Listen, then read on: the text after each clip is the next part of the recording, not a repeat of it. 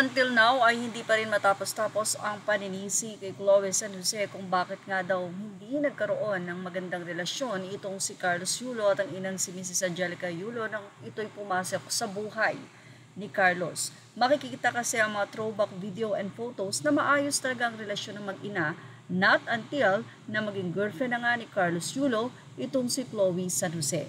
Doon na rin nakipaghiwalay itong si Carlos sa kanyang coach, kung saan ay kailangan niya rin kasi ng space.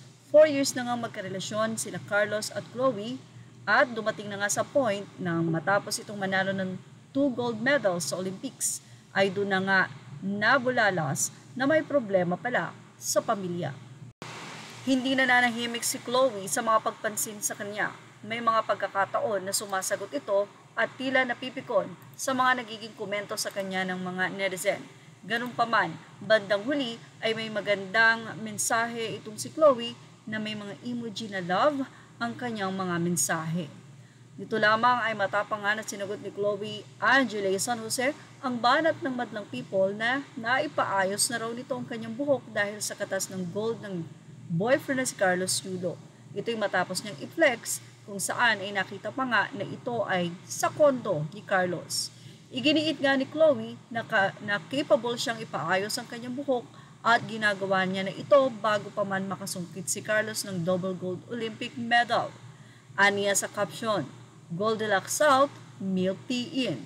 Saad naman ni Chloe, Uy, napalitan na ang buhok ni 118, katas ng gold ni Carlos yan. Komento ng isang netizen, say ni Chloe, Girl, I've been getting my hair done since 2020.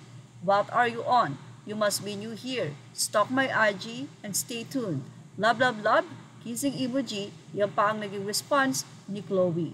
Natuwa naman ang ilang netizen dahil hindi na nga daw nang halos mag-iisang buwan na nga ang nasabing usapin nila Carlos Yulo at Mami Angge at marami pa rin ang umaasa na bigyan ng panahon ni Carlos ang kanyang mga magulang.